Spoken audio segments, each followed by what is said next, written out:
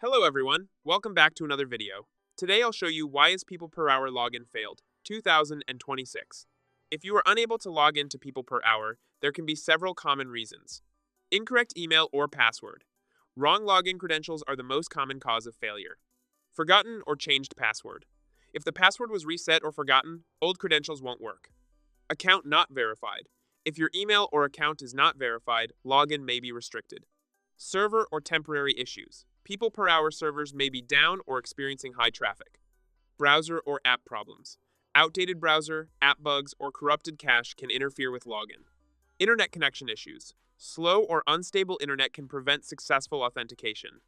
Account security restrictions. Multiple failed login attempts or suspicious activity may temporarily lock the account.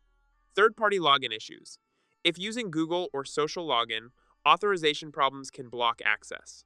If the issue continues, reset your password, clear cache, or contact PeoplePerHour support. If you found this video helpful, don't forget to like and subscribe. Thanks for watching.